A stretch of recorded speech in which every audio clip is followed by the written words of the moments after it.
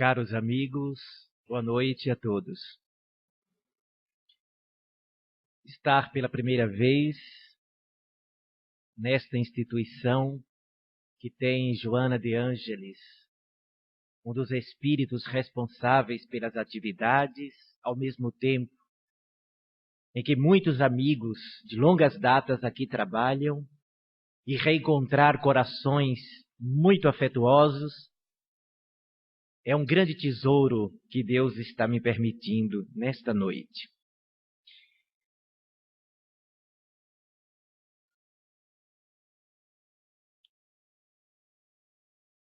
Paulo Freire, o fantástico educador pernambucano,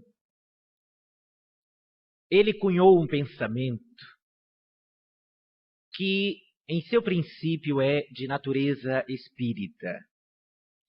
E, no meu entender, representa uma das mais belas expressões das sagradas leis da vida. Disse o grande educador: nós somos seres inconclusos. O que é que isto quer dizer? Ninguém foi feito pronto. A obra não está concluída. Esse pensamento freiriano, nós podemos perfeitamente fazer uma ponte com o pensamento espírita, com a filosofia espiritista e também com o Evangelho de Jesus. Porque a doutrina espírita, ao nos desvendar a chave colossal da reencarnação, como aquela capaz de nos apresentar maior capacidade de compreender o pensamento de Deus e o funcionamento do universo. A reencarnação é a ideia que vem dos tempos imemoriais dos povos mais antigos e que mexe exatamente com a história da trajetória das almas, pelo fato de não sermos criaturas feitas prontas, que Deus não nos fez completos. Ao contrário do que poderiam pensar e pensam alguns amigos de outras denominações quando questionam: por que é que Deus não nos fez acabados? Por que é que Deus não nos fez perfeito? Nos fez com tantas imperfeições, com tanta probabilidade de queda, com tanta circunstância de falir, de termos que repetir experiências. Ao contrário do que possam pensar essas criaturas, há, sem dúvida alguma, uma verdadeira estesia no fato de que Deus nos fez, conforme o livro dos Espíritos nos mostra, simples e ignorantes, porém perfectíveis. Não desmonta o poder de Deus o fato dele não nos ter feito perfeitos. Ao contrário, nós descobrimos, em meio a esta imperfeição, exatamente a inteligência suprema, que organizando e ordenando forças complexas e diferentes no universo, promove através de um impulso sagrado o aperfeiçoamento de todas as coisas. Sem dúvida que Deus poderia ter nos feito perfeitos. Ele teria condições de tê-lo feito. Porém, quem somos nós ainda para alcançar o pensamento de Deus? Eu dizia hoje à tarde, lá no Irmã Sheila, exatamente uma reflexão nessa direção. Às vezes, nós mesmos não entendemos o nosso pensamento. Como queremos entender o pensamento de Deus? Muitas vezes a gente fala coisas e diz: meu Deus, por que é que eu estou agindo assim? Por que é que eu fiz desta maneira? Por que é que eu penso e sinto desta forma? Entramos em conflito conosco mesmo, porque não sabemos nem mesmo nortear a base do nosso raciocínio, dos nossos sentimentos. Somos pessoas em conflitos. Somos criaturas que trazemos uma luta interna titânica. E esta batalha íntima mostra-nos o quanto ainda temos que trilhar para alcançar o pensamento divino. O livro dos Espíritos nos mostra também que nós ainda estamos muito distantes da dimensão cósmica do amor. Podemos não saber o que Deus é, mas já sabemos o que Ele não pode ser. E isto já representa um avanço na direção das nossas conquistas. Pela reencarnação, Cada um de nós vai alcançar um patamar mais avançado à medida que atravessamos os evos, que atravessamos as vidas, que atravessamos as várias, múltiplas reencarnações. Porém, somos seres inconclusos, porém perfectíveis. A perfectibilidade do ser virá exatamente através das experiências que nós vivenciamos. Nós precisamos das experiências para poder desenvolver os recursos fantásticos de que somos dotados. Quando vocês olham para uma criatura, vocês estão olhando para um diamante bruto, o futuro diamante, a grande pedra preciosa que irá brotar daquela criatura, daquele ser. Refletíamos hoje a diferença entre dor e sofrimento. Filosoficamente, nós podemos dizer que dor é um instrumento ferramental da vida, um princípio utilizado pela pedagogia de Deus para impulsionar a alma, para abrir a sensibilidade do ser, para fazê-lo mais maduro, para gerar lucidez na sua criatura. Enquanto que sofrimento é a atitude da criatura que rejeita a dor, que não a compreende, que se revolta para com ela e que permanece no patamar de negar a si mesmo. Uma passagem significativa que nos fala da importância de termos as experiências, até mesmo aquelas que nós chamamos de dor, que na visão de Leon Denis, o grande poeta da doutrina espírita, a dor é um instrumento irmão que nos proporciona aformoseamento de caráter, aperfeiçoamento espiritual nosso, permitindo que esta experiência que nos causa dor possa nos levar à fase lá adiante da conclusão do projeto de Deus. O sofrimento, ao nos revoltarmos, tira-nos a leveza, retira a poesia da dor e gera na criatura o tumulto, a insegurança, o desespero, a amargura e a recapitulação daquela experiência.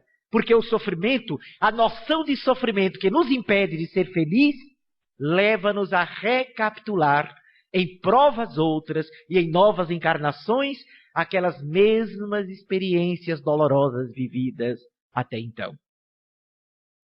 Eu falei que guardávamos leveza na dor quando nós partimos a compreender de que a dor não é uma inimiga da nossa felicidade. A dor não é uma adversária da nossa paz. A dor é uma experiência cujo objetivo é acender a luz íntima de cada um de nós.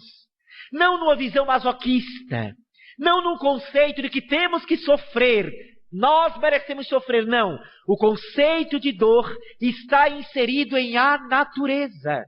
Tudo que existe passa por aquilo que nós exprimimos como a experiência da dor. Tudo. Se você olha para as grandes galáxias, para as constelações, para termos uma estrela, nós tivemos antes a pressão profunda, a dor sentida pelos gases que geraram as nebulosas produzem as estrelas e as estrelas geram os mundos.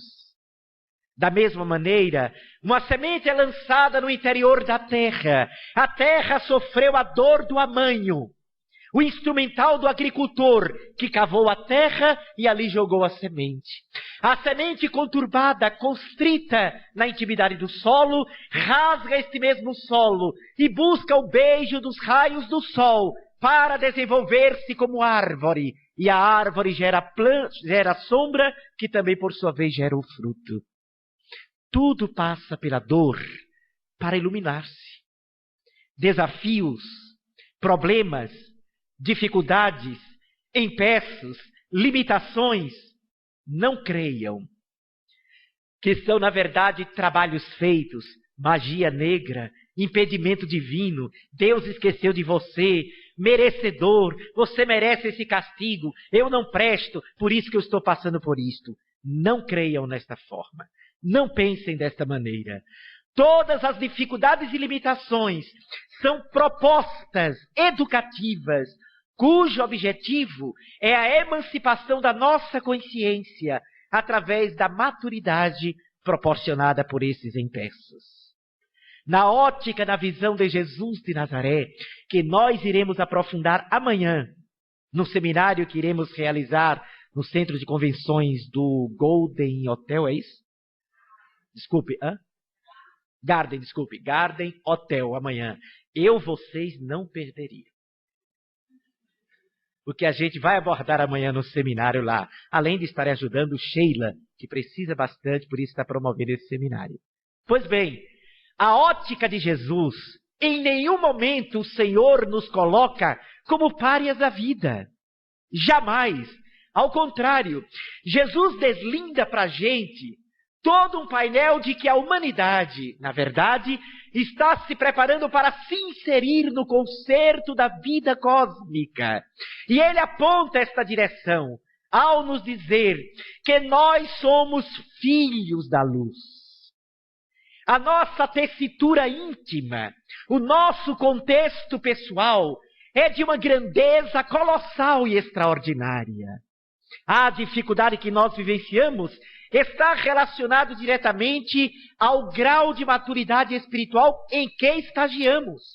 Somos espíritos ainda praticamente no início da trajetória evolutiva da nossa humanidade. Ainda não atingimos o ápice do que um ser humano pode atingir. Estamos mais próximos da animalidade, do reino animal, do que no ápice da humanidade que a gente pode atingir. Muita gente pensa que o Evangelho é a revelação das virtudes dos anjos para as criaturas pobres da terra. Seria uma falta de caridade de Jesus fazer isso. Como é que ele vai pegar as virtudes que só os anjos vivem e traz para a gente, morador da terra, do Brasil, do Nordeste do Brasil, da Paraíba, de Campina Grande? A gente cheio de dificuldade, de mazela, de confusão, viver as virtudes dos anjos. Não, meus amigos. O grande apóstolo, o governador espiritual da terra, veio nos trazer o código de vida mais elevado que a humanidade pode viver. Porque um dos dons sagrados do verdadeiro educador, e Jesus era o educador por excelência, é saber exatamente aquilo que o seu aluno pode viver. Então o Evangelho, a Boa Nova, é a estrutura das virtudes que uma alma profundamente humanitária, profundamente humanista, uma alma que atingiu o ápice da raça humana, pode vivenciar em toda a sua grandeza, em todo o seu apostolado. Perdoar, ser generoso, compassivo, bom, é algo que é um predicado para cada um de nós. Essa desculpa que a gente dá, mas viver o Evangelho é para Jesus, eu sou um ser humano. Não, é exatamente para o ser humano. O Evangelho veio exatamente para almas como a gente. É claro que as virtudes do Evangelho se desdobram em outros patamares e em outras dimensões espirituais mais elevadas, em virtudes cada vez mais nobres, se desdobram em aspectos angelicais, para onde nós estamos nos dirigindo após cumprirmos o nosso estágio no reino da humanidade. Jesus colocou como uma propriedade fulgurante: o reino de Deus está dentro de cada um de vós. Esse reino de Deus que está dentro de cada um de nós é desafiado para nós através dessas dificuldades que aparecem. Conviver, a experiência difícil de conviver com pessoas que pensam diametralmente opostos a gente. Experienciar com criaturas cuja vertente está no sul e a sua está no norte. Acordar todos os dias, você sonhando com a espiritualidade e a outra pessoa sonhando em ficar muito rico. Não é que uma pessoa espiritualizada não possa ficar rico. Pode. Dinheiro nunca é demais, principalmente para quem quer ajudar. No entanto, a experiência evolutiva leva as almas que vão amadurecendo a estabelecer prioridade para a sua vida. Qual é a prioridade da nossa experiência na Terra? O que nós devemos priorizar na nossa trajetória na atual encarnação ou em outras encarnações que nós teremos? Quais são as prioridades? Como encontrar a prioridade? Como é que eu posso saber o que deve ser prioridade para mim? A resposta é de uma simplicidade encantadora. O que deve ser prioridade para a gente é aquilo que a gente pode levar quando morrer. Olha como é simples. Tem gente assim, é tão difícil saber o que é prioridade para mim. É simples. Prioridade para a gente deve ser o que a gente pode levar quando morrer. O carro eu não levo. O centro espírita, não. A fazenda já era. Fica para os herdeiros brigarem. Nem o marido. Nem esposa. Pode até se controlar. Ainda tem uns que são sinceros. Olha, fico com você até a morte. Segundo o padre, até que a morte os separe. Morreu, não chegue junto. Pois bem, a prioridade é aquilo que transcende a matéria. Isso não quer dizer que quem busca se espiritualizar vai viver alienado do mundo, não. Absolutamente não. Ao contrário, estar na carne para, por exemplo, o espírita, é estar num vaso divino. Porque a doutrina espírita nos mostra que tudo, como diz um poeta aqui da Paraíba, tudo que Deus faz é bom. Tudo.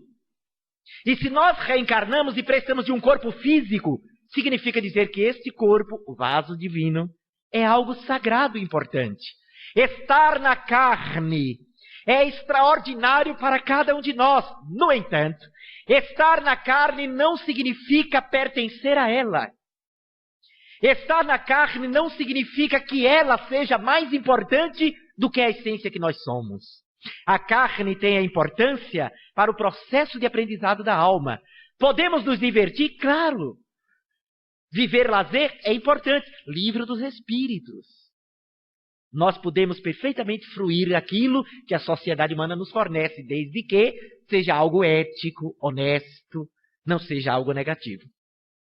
Então você pode perfeitamente, como espírito, criatura que busca a sua espiritualização, ter o seu momento, sim, da carne, da matéria. É óbvio. No namoro, você tem a carne. Se você for namorado, diz, minha irmã, vamos sentir a energia. Acabou. Ela vai procurar outro.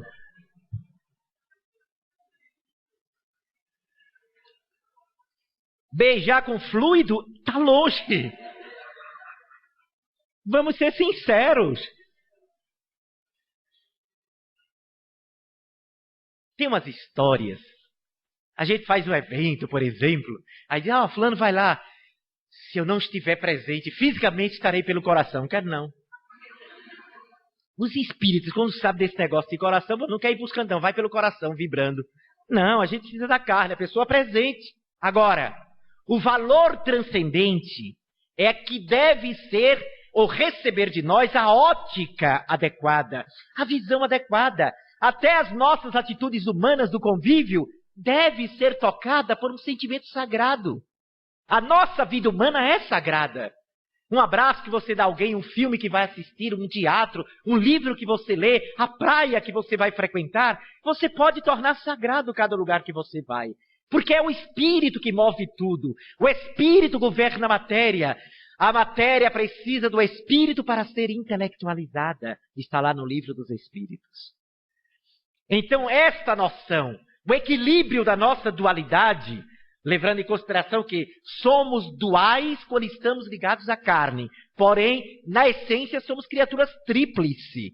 Somos espírito que temos um corpo espiritual revestido de um corpo físico. Ao desencarnarmos, passando pelo fenômeno da morte, tornamos-nos criaturas detentores de um corpo espiritual, energético, formado por várias dimensões, e somos o espírito que pensa, que sente, que ama e que continuamos a viver. Nós estamos vivendo o período em que o pensamento espírita estará disseminado de tal forma nas consciências que as pessoas falarão de espiritismo sem saber que estão falando de espiritismo. Eu li exatamente no noticiário na internet que Shawn Miller, um garoto de 17 anos, de Melbourne, na Austrália, sofre de um mal cardíaco, fez 2 intervenções E os médicos desenganaram dizendo que ele tinha poucos dias de vida. Dias. E Shawn então gravou um vídeo muito emocionante, se despedindo dos amigos. Mas olha o que diz o australiano, o garoto de 17 anos, que vai morrer daqui a alguns dias. Não chorem por mim. Eu estarei bem. Sentirei muitas saudades de todos. Gente, falou duas coisas eminentemente espíritas. Primeiro, não chorem por mim porque estarei bem. Se ele diz que estará bem, é porque ele guarda a intuição e a certeza que a morte irá abater apenas o corpo físico, mas ele, a individualidade, vai estar em algum lugar melhor do que aqui. E o segundo item, sentirei saudades de todos. Implicando dizer que, como espírito, ele guardará as emoções e os sentimentos. Quem morre não perde o amor por quem ficou na terra. Quem parte não se distancia de quem está no mundo. O afeto é para sempre. O amor é para sempre. O amor é a luz da vida. Então Shawn, sem ser espírita, com certeza, não deve conhecer nem Allan Kardec, fala exatamente, eminentemente, as coisas espíritas. Até um padre, em certo local, disse assim, olha, não me aperrei para o coroinha. Na próxima encarnação, não quero saber de vocês junto de mim. E eu ouvi isto, esta mesma frase, no hotel no Rio Grande do Norte, em Natal. Eu estava almoçando e de repente eu escutei alguém dizer, na próxima encarnação, rapaz, eu vou noutra direção. Eu pensei, deve ser algum expositor do congresso que chegou agora. Me voltei e quando olhei eram os 2 funcionários do restaurante conversando, na maior seriedade. Aí eu terminei o almoço, fui até eles, perguntei, vocês são espíritas? Eles, não sou espírita não. Não, porque eu escutei vocês, não, eu acho que reencarnação existe. E na próxima eu não quero trabalhar aqui em hotel não.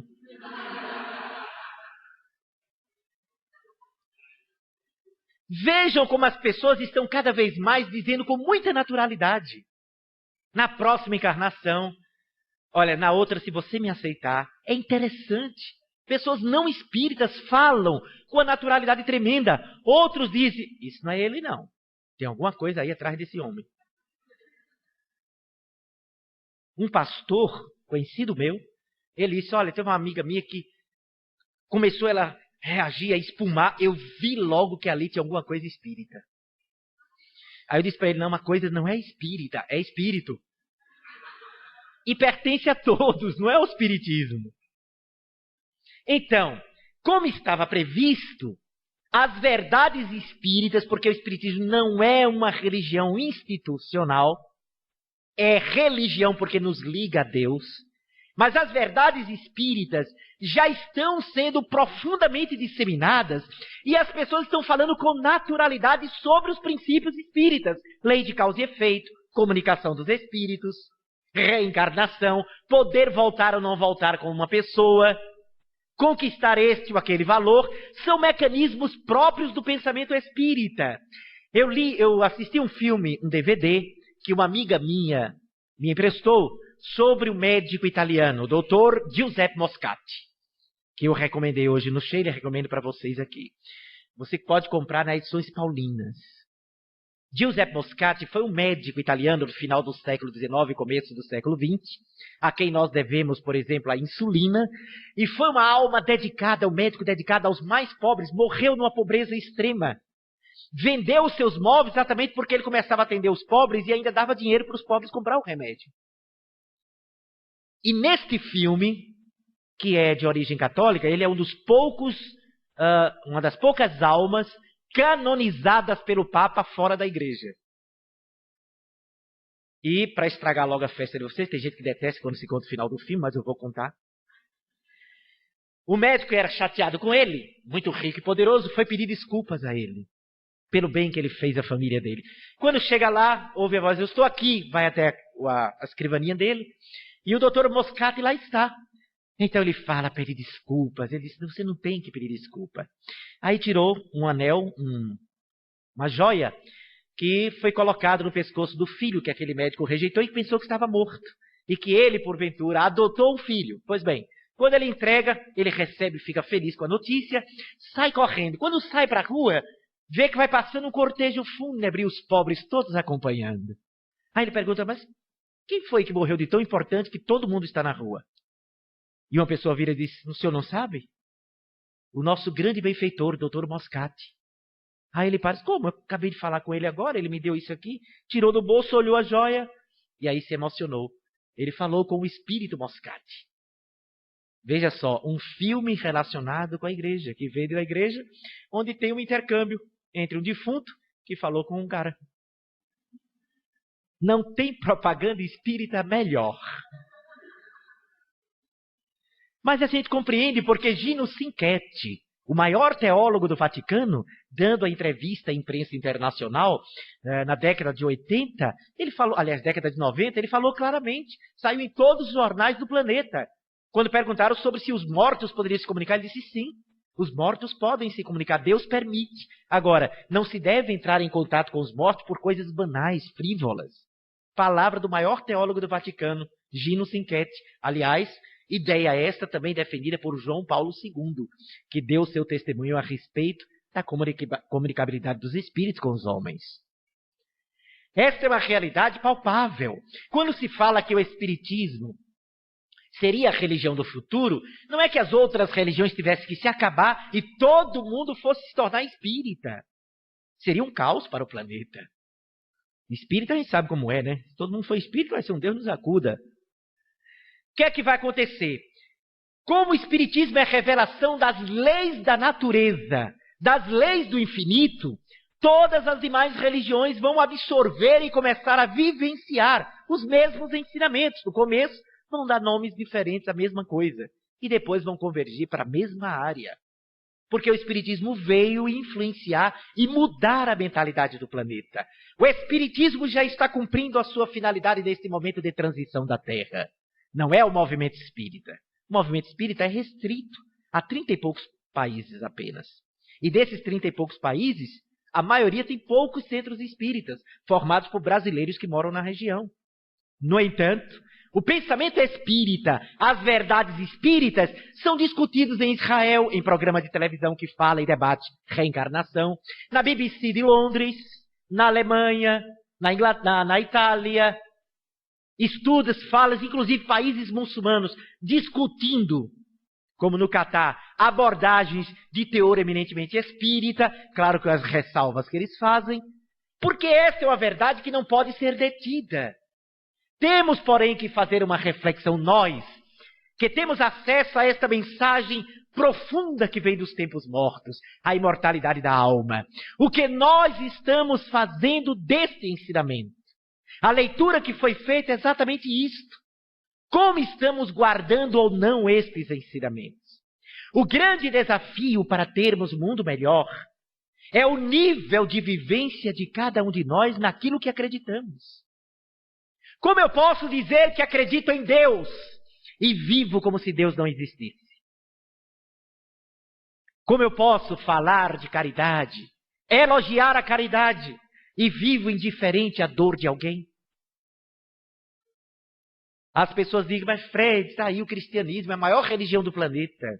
E, no entanto, veja os países cristãos, o nível de violência desses países. É muito interessante, sim, observar. Por que será que nós temos hoje quase 3 bilhões de cristãos na Terra e a Terra ainda não é evangelizada? Como é possível entender que temos hoje 7 bilhões, que é a população do nosso planeta, um pouco mais de 7 bilhões, desses 95% são crentes em Deus, têm uma religião e a Terra é tão violenta ainda? Esta reflexão, vamos fazer no nosso universo menor, está na diferença entre os primeiros cristãos e os cristãos de hoje. Enquanto os primeiros cristãos absorveram a alma do cristianismo, que é dádiva, entrega, você ser o servidor de todos como Jesus o fez. Eu não vim para ser servido, vim para servir. Então os primeiros cristãos que escreveram aquelas páginas heróicas, paladinas, aquelas páginas colossais de abnegação e de renúncia, de martírio e de entrega, entregando a própria vida para beneficiar outros, aquelas almas fantásticas que socorreram, aliviaram, mataram a fome, cuidaram dos descaídos, dos falidos, daqueles cegos, tortos, estropiados, dos paralíticos, dos dementados. Eles foram servidores. Até a maneira que oravam era diferente. Senhor, o que queres de mim hoje? O que queres que eu faça? Era assim que eles oravam. Como nós, cristãos de hoje, oramos? Senhor, minha filha deixa aquele homem case com outro melhor. Que meu filho passe no Enem. Que meu marido ganhe isso, que minha esposa... É assim, nós, os cristãos da atualidade, queremos ser servidos. A grande maioria frequenta os templos de variadas religiões para receber. Quer ver uma coisa? Quase todos eles frequentam a religião para ser salvo. No mais brutal egoísmo humano. Não estamos na religião para servir ao próximo, para amar aos semelhantes. Estamos na religião para ser salvo. Não é este o objetivo do Evangelho. Não foi isto que ele trouxe há 2000 anos atrás. Ao pregar no meio da natureza, ao conviver com pessoas consideradas de má vida, ao atender os filhos da agonia anônima, ele demonstrou que a verdadeira salvação estaria na entrega da própria alma àqueles que mais precisam. Todo mundo quer ser feliz, egoicamente. Que a vida trabalhe em nosso briefing. Meu Deus, esse ano espero que tudo vai dar certo para mim. Tudo vai dar certo para mim. O resto que se vire. O que é dar certo? Qual é o pensamento de dar certo? O que chamamos ano positivo? Não, esse ano foi ótimo. Melhorei de emprego, passei no concurso, minha filha casou, está bem de vida. Quando pega a relação, o ano positivo foi o que eu recebi. Para quando desencarnar, ver que a vida foi negativa. No lado oposto do processo, as almas consideradas muitas vezes como fracassadas, pobres, arrastando como Giuseppe Moscati, que morreu pobre, era professor da universidade, admirado, cheio de prestígio, morreu pobre, porém feliz. Porque ele se indagava, mostra-me, aonde está Jesus? E descobriu que estava exatamente nos filhos do sofrimento. Com isso, eu não estou dizendo que todo mundo vai ser pobre agora. Não. Não precisa. É a atitude de alma. Não é como estamos fisicamente. É como estamos internamente. É a interpretação que a gente dá. Sabe aquela passagem? Dê com a mão sem que a outra veja. Aí tem gente que passa a ver a pessoa com fome ali caída, quer até ajudar. Diz, não, mas eu tenho que fazer que ninguém veja. De madrugada eu venho. Como dorme muito, não acorda de madrugada. E quando consegue acordar, que chega lá, o pobre morreu de fome já. Por quê? Porque interpretamos literalmente, acomodados no nosso egoísmo, interpretamos que ninguém pode ver ajudar. Não, gente. 1 milhão pode ver o bem que você está fazendo. O importante é como você está fazendo. Se a pessoa está ali, vá, ajude. Sua alma, sua humildade, sua entrega. Isto é que ele quis dizer. Que fizesse com a mão sem que a outra soubesse. Às vezes, a gente está ajudando alguém sozinho, no escuro, dentro de um quarto, mas pensando, queria tanto que fulano me visse, que eu não me visse fazendo isso. Está em praça pública. A atitude da alma é que é mais importante. Esquecidos nós, que ele dissera, não coloqueis a candeia debaixo do alqueire, mas acima do velador, para que os homens vejam as vossas boas obras. Estamos esquecidos dessa passagem? Por que é que ele diz para os homens verem as boas obras? Porque o bem precisa contagiar as outras pessoas. Quanto trabalho belíssimo e semelhante não se desdobrou quando veio a lume, através de jornais, através de livros, a obra da Mansão do Caminho de Divaldo. A partir dali, pessoas dos mais distantes locais passaram a querer fazer o mesmo. Talvez não na mesma amplitude, mas um grau menor, ser útil na sua sociedade. O bem precisa ser divulgado. Basta de tanta coisa ruim. Por isso que se desenvolveu uma qualidade negativa no ser humano, a fofoca. Porque a gente esconde o bem, mas a gente nunca viu uma fofoca boa. toda ela é sempre para atingir alguém. É sempre para atingir um trabalho, uma pessoa, um grupo. E começa cheio de educação. Olha, eu não tenho nada a ver com isso não, viu? Mas tu visse que fulana fez. Pronto. Dali em diante, se outro fizer, não, pronto. Se pega um educado espiritualmente, vai dizer, olha, vamos parar por aí, a gente não deve estar falando dos outros. Acaba. Mas o pior é que o outro, fazendo de conta que está surpreso, porque quer ouvir o resto. Não acredito. Foi mesmo? Meu Deus. Pronto. Era o que a gente queria. Aí a gente propaga o mal, esquecendo do bem que está na gente. Quem somos nós? Quem somos nós? Aqueles que se queixam. Aqueles que vivem reclamando da vida. Esquecemos da gratidão, da profunda gratidão a Deus, que nos dá tanto. Ao olhar para cada um de nós aqui, veja como nós somos relativamente felizes. Ter problema não é ser infeliz. Como lida e encara o problema é que pode nos tornar pessoas infelizes. Mas nós somos felizes. Estamos aqui, só quando a gente convive com pessoas de um drama maior, a gente sabe quanta gente é feliz. Durante 20 anos, tive a oportunidade dada por Deus de realizar um trabalho no hospital de Rancenianos, lá em Recife. Foram lições fantásticas de vida. Cada vez que eu voltava do trabalho, de 15 em 15 dias, às terças-feiras, estávamos lá. Histórias monumentais. Há pessoas lá deitadas na cama, cega, sem os braços, ainda estão lá. Estive lá sexta-feira, ontem, há mais de 40 anos, na mesma posição. Mais de 40 anos. Outros, a família deixou há 50 anos lá. Para a semana a gente volta, até hoje. Não veio ninguém mais. E nós saímos, viajamos, perquirimos, desafiamos, queremos, fazemos planos e achamos ruim. Basta amanhecer chovendo, meu Deus, logo hoje. Deixa a chuva cair. Aí daqui a pouco os outros não, vai ficar para amanhã. Amanhã a gente vê um sol de rachar. Meu Deus, sair nesse sol. A gente não sabe o que quer. Reclama da chuva, reclama do sol. Tá frio demais, tá quente demais. Fica pegajoso, uma agonia tremenda. Não sabemos o que queremos. Estamos sempre insatisfeitos. O pior, não é a insatisfação que golpeia o ser para frente. É a insatisfação negativa inútil. Aquela que não vê nada de bom em nada. Até na doutrina espírita. É porque eu conheci uma senhora que disse, rapaz, o espiritismo, eu conheci o espiritismo, é uma grande verdade. Mas minha vida virou um inferno. Eu disse, por que a sua vida virou um inferno? Porque agora eu estou com medo de ver espírito em todo lugar.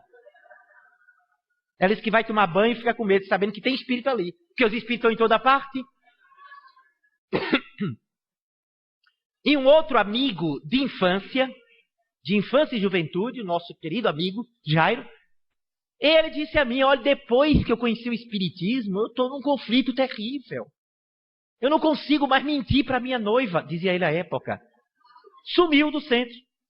Porque ele queria continuar enganando-a. Mas toda vez que ele enganava, vinha a consciência dizendo, você sabe que não deve. Por isso que o espiritismo não traz paz, traz agonia. Semelhante a Jesus, quando disse, eu não vim trazer a paz, mas a espada e o fogo, e quero mais que este fogo se espalhe. Olha que alma suave.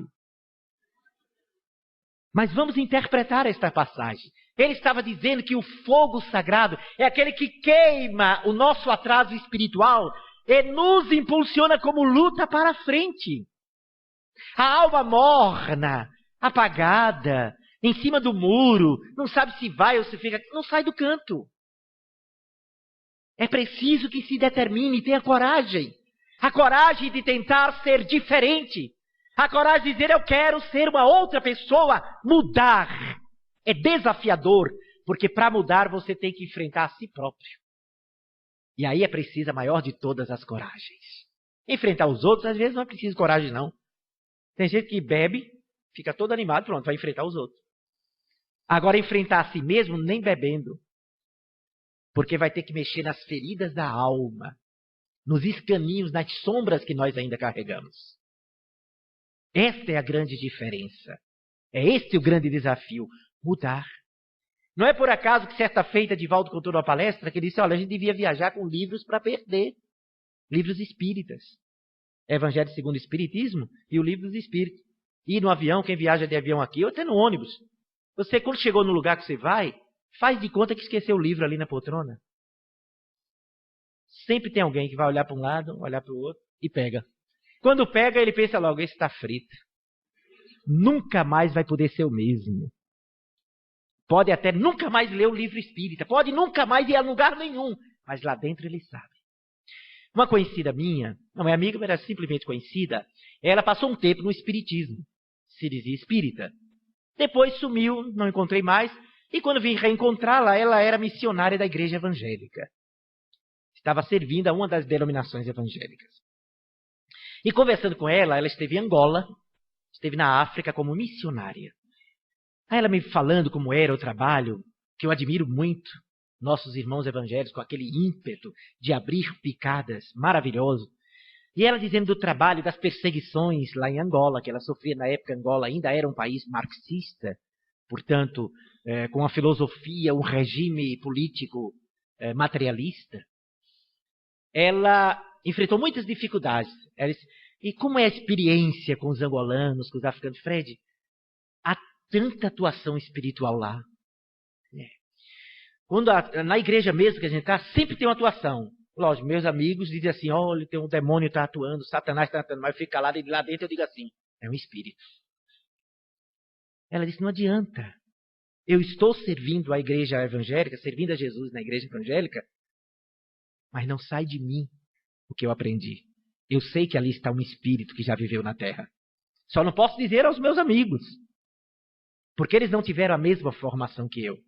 Mas eu sei que ali é um espírito. Então, eu achei muito interessante esse depoimento dela para mostrar a força, o vigor do pensamento espírita. Mesmo que tente combatê-lo, quem conheceu, no mínimo, para pensar, será que não é aquilo que eu escutei lá no centro? Na nossa casa, a gente tem recebido muitos casais ligados às igrejas evangélicas com problemas com os filhos e netos. Porque os filhos e netos deles estão vendo espíritos. Teve um casal muito interessante que levou um filho de 8 anos. Só eles entraram assustados na sala, muito assustados mesmo, assim, olhando desconfiado, mas aí foi deixado muito à vontade, e aí perguntando qual o problema dele. Disse, não, porque esse meu menino está vendo coisa. Aí eu perguntei, que tipo de coisa? Está vendo assombração, coisa que a gente não vê.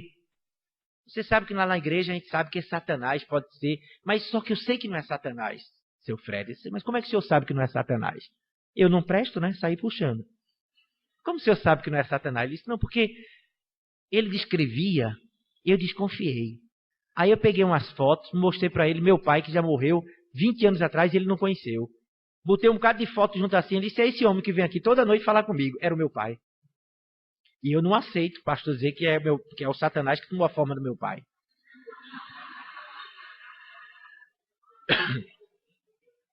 É difícil. Meu pai era um homem bom. Como é que Deus vai permitir que Satanás vire meu pai? Esse menino não conhecia meu pai. Ele foi e apontou, esse homem aqui, ó. Eu gelei. Aí eu vim aqui para saber o que é que eu faço. Eu digo, faço o seguinte. Ele faz mal? Não, meu filho disse que ele vai sorrir para ele, dar boa noite e vai embora. Pronto. Converse só com seu pai mentalmente. Eu posso fazer isso? Faça. Mentalmente o senhor fala, ó, paiinho, ele fica assustado. Pronto. Dê boa noite sem ele ver. E ele vai ouvir? Ouve. Pode ter certeza, faça isso. 3 semanas depois ele retorna, que a gente sempre marca um retorno. E eu perguntei, como é que está a situação? Pai não veio mais. O senhor fez? Fiz como o senhor disse, fiz direitinho. O menino está dormindo bem. Pergunto a ele, disse, não, nunca mais ele veio não. Ele vê outras sombras passar lá, mas não é mais meu pai não. Pronto. Expliquei a ele o que é mediunidade. E simplesmente ele perguntou, eu vou ter que ficar aqui na igreja do senhor? Ou eu posso voltar para a minha? Volte para a sua. Pode voltar. Ele ficou tão feliz, e ele a esposa. Ah, eu posso? Pode, volte para a sua igreja. Não devia nem ter saído de lá. Durante o tratamento ele não foi na igreja. Não, o senhor podia ter ido. Volte para a sua igreja. Os Espíritos do Senhor estão em toda parte. Seu pastor é um missionário do alto também. Eu sei que ele saiu, quase que ele levantava a mão. E se tornava espírita. Faltou pouco. Mas eu incentivei para continuar na igreja. Porque estas são as grandes verdades. O pastor da Igreja Batista ligou para mim certa feita. Disse, Frederico, tudo bom? Disse, tudo bom, pastor. Nós temos um trabalho conjunto de proximidade com as religiões. Ele disse, Frederico, dá para a gente almoçar um dia? Disse, dá, com um prazer enorme. Mas vamos marcar que eu queria conversar com você sobre psicografia. Eu queria saber como é que os espíritos usam a mão do médium para trabalhar. Eu disse, pastor, o senhor quer saber mesmo? Eu disse, quero. Me pegou lá em casa e eu pensei que a gente para o restaurante Caba foi para Recife. Via das dúvidas, ele não queria talvez ser pego tão entusiasmado falando no assunto. Resultado é que ele já fez 2 palestras no nosso centro.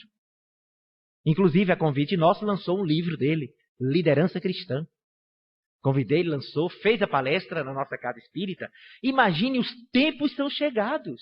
Quem imaginaria um pastor evangélico fazendo uma palestra num centro espírita? E na primeira vez que ele foi, no outro dia encontrou um fiel da igreja.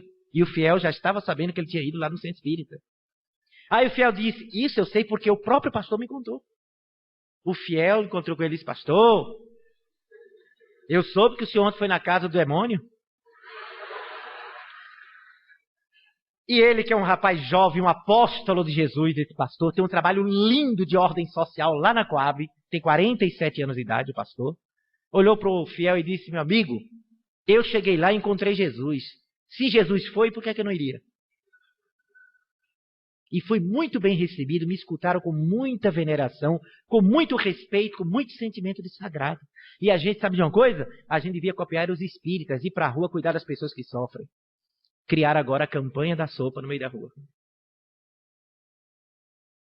Estamos colocando isso não simplesmente para enfatizar os espíritas, que tem muito o que aprender com os nossos amigos evangélicos. Nós precisamos aprender muito com eles, no seu poder de mobilização, porque fazemos parte de uma mesma família.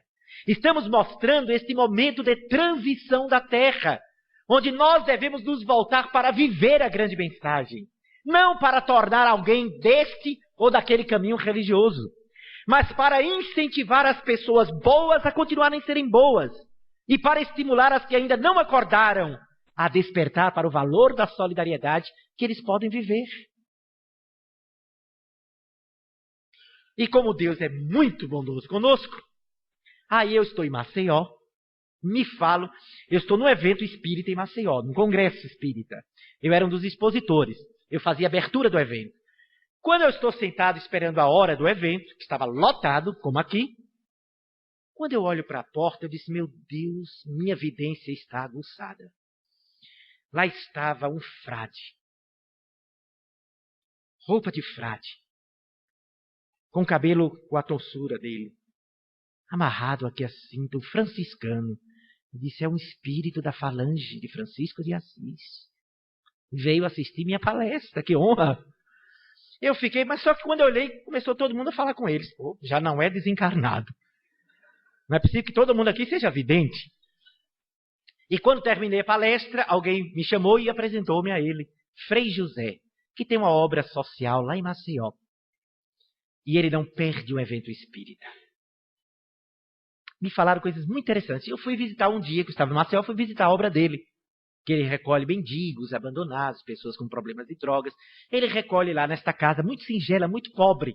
E quando eu cheguei, ele me deu um abraço. Quando eu olhei de cara na entrada, o desenho do Dr. Bezerra de Menezes, Emmanuel, Chico Xavier e Maria Santíssima. Eu entrei, ele mostrou um outro quadro de Bezerra, disse, esse quadro foi pintado mediunicamente com os pés. E ganhei de presente. Agora venha ver o meu quarto. Depois que mostrou a sala, quando ele abriu a porta do quarto dele, que eu entrei, de frente uma foto enorme de Sai Baba.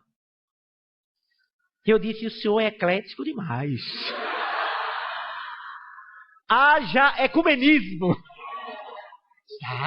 Ele disse, eu tenho uma afinidade muito grande com o Sai Baba. Um dia desse, quando eu entrei aqui, ele estava parado, luminoso aqui, olhando para mim. Disse, que maravilha. E quando os pacientes dele têm problema, é água fluidificada. E leva o nome para desobsessão. Resultado é que foi chamado em Minas Gerais, onde está a sede da ordem dele, para explicar-se. Porque a pregação da missa dele, apesar de ser frei, ele reza missa onde não tem o padre. Ele tem autorização. Aí queriam saber porque na missa ele utilizava 2 livros que era estranho. A pregação dele era o Evangelho segundo o Espiritismo. E Nosso Lar, o livro de cabeceira.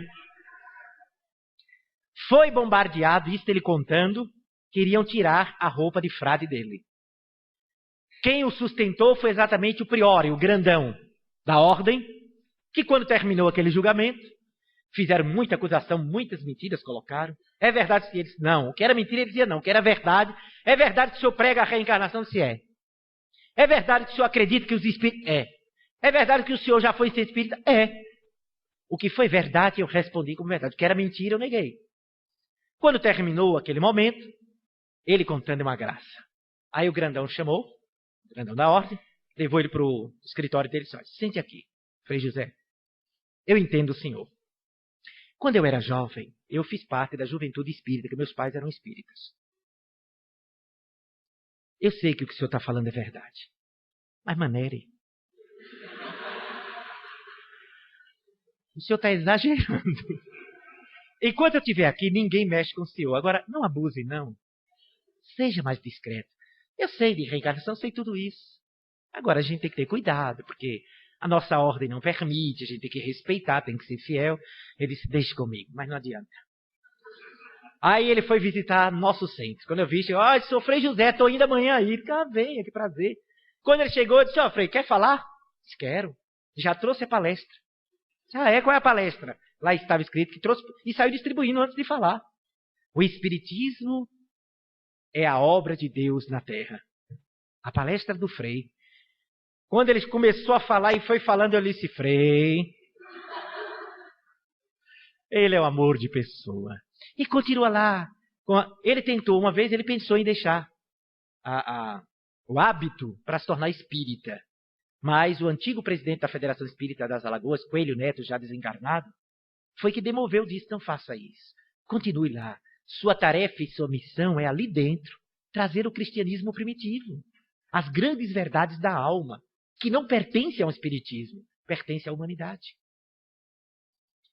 Nós estamos vivendo, meus amigos, esse instante fenomenal, fantástico. Esta experiência sublime. Está meio assim, são 9 horas, é? 9 horas, ali. Posso passar 5 minutos? Posso? Eu posso passar 5 minutinhos? Mesmo? Vocês estão gostando? Então tá certo, né? 11h40 eu estou concluindo. Nós estamos vivendo esse momento especial da humanidade, meus amigos. É especial porque este impulso para o bem da Terra demonstra que o nosso planeta está vivendo a antessala onde nosso planeta azul está se preparando para ser reinserido no conceito da grande família universal, da grande família cósmica. Porque até então, enquanto o mundo de expiação e provas, nossa Terra era uma espécie de presídio, onde estávamos apartados das civilizações outras. Como a doutrina espírita nos mostra que temos a pluralidade dos mundos habitados. Sabemos hoje da solidariedade entre os mundos.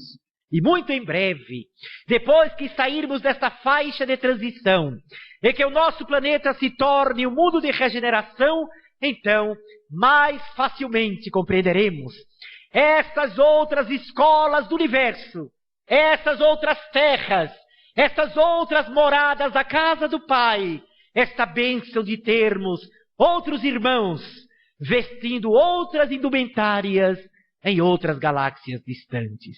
Não estamos sozinhos, nem na Terra, nem em parte alguma. Se você estiver chorando sozinho no seu quarto, saiba, você está acompanhado de alguém.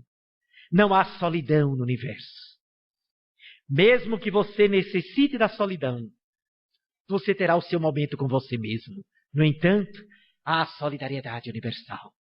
Vivamos felizes, entusiasmados, na certeza que os nossos entes queridos que partiram não estão isentos de nós. não estão indiferentes a nós. Continuam a compartilhar, perguntam por nós do outro lado. Nem sempre eles nos visitam, mas sempre perguntam por nós. Como vai fulano? Como eles estão? E recebem notícia nossa. Até que, trabalhando, recebem permissão de nos visitar. E vêm nos trazer um abraço fraterno, amigo, próximos. Nos acompanham e fazem parte da nossa experiência comum. Nós estamos cercados por uma nuvem de testemunha. Nossas humanidades, a física e a espiritual, se intercambiam, se interpenetram cada vez mais. Crianças nascem, espíritos mais evoluídos renascem, trazendo a sua antena psíquica aberta para estreitar o contato entre o mundo dos espíritos e o mundo das pessoas aqui na Terra. E nós, após o nosso desencarne, iremos nos preparar para futuras experiências. Iremos aprender no mundo dos espíritos.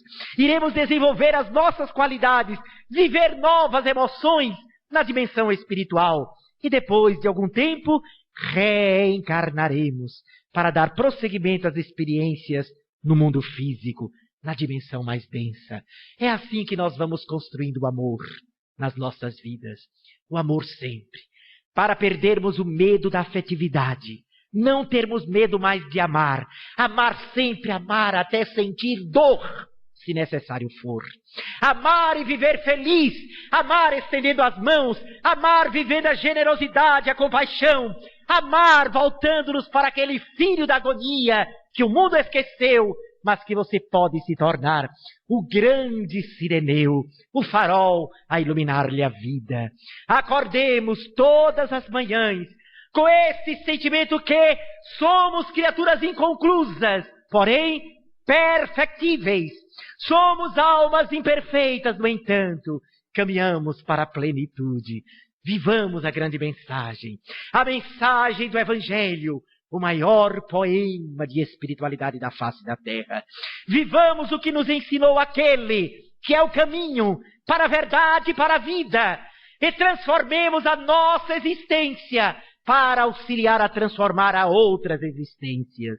É assim que nós iremos nos erguer, sair da anemia psíquica, nos afastar do marasmo existencial e vamos viver irradiando para as criaturas aquela vibração peculiar ao espírito consciente e lúcido. Não somos de hoje, somos dos tempos imemoriais. Viemos atravessando os séculos, atravessando civilizações, vivenciando emoções diferentes, convivendo com aqueles que se aprestaram em nosso caminho a tornarem-se amigos da estrada. E ao mesmo tempo, convivendo com os que não nos compreendiam, fomos chamados para sentir, na textura íntima da alma, a experiência da paciência, da indulgência, do perdão, da compreensão, da dedicação. Somos nós, os que viajamos no tempo, viemos do passado, caminhamos para o futuro. O presente é a oportunidade divina concedida a cada um de nós para que venhamos a escrever um novo tempo, uma nova história, novas páginas com a tinta do amor. Somos nós, aqueles que, desvestidos da carne, podemos retornar para falar aos que estão mergulhados no escafandro da matéria, para dizer: não temais a morte. A morte é apenas o retorno à nossa natureza real. Não temais a morte, porque a morte é apenas a passagem de um estado de vibração para um outro nível de frequência vibratória. Não temais a morte, porque depois desta passagem continuamos a ser a nós mesmos, com os sentimentos, com os saberes, com os desejos e com os anseios. Não temamos a morte. Cultivemos a consciência o mais tranquila possível, porque a partir daí, desde agora, já nos antecipamos para viver a vida do Espírito. Não temamos. Não há o que temer. A vida tem à frente Deus. E no barco da nossa experiência, Jesus é a bússola, é o leme, é o que governa, é o que comanda. É ele que aponta com seu perfume os caminhos das regiões mais belas. É ele que nos diz que depois desta vida, numa outra vida, nós podemos ser felizes. Desta maneira, meus amigos, que possamos acordar cada dia dizendo para a humanidade: hoje eu acordei, feliz a cantar, uma alegre canção sem tergiversar. Não vale ser triste, não pares na dor, sorri, amigo, na paz do Senhor. Olha os campos, os pássaros, as flores, a noite e os céus com os seus esplendores. A vida é bela, sublime é o amor, cantemos alegres louvando ao Senhor. Pois se um dia quiseres andar nos espaços, feliz entre os astros, envolto em luz, põe em ti mais amor e vive a lição do Mestre Jesus. Pois caminhei, sem saber aonde ir. Nestes caminhos tantas vezes me perdi, mas o amor do Pai a brilhar se fez em luz, iluminando nos caminhos as pegadas de Jesus. Agora eu sei para onde devo ir. É só seguir e feliz eu seguirei. Ele é o caminho para a verdade e para a vida. A estrada florida para Deus caminharei. E quando as nuvens ameaçarem com a sua tempestade a nossa vida e a nossa paz, vamos recordar do que disse o poeta da música popular brasileira: não importam as nuvens do caminho, o arco-íris é sempre mais lindo depois dos temporais. Muita paz, que Deus nos abençoe.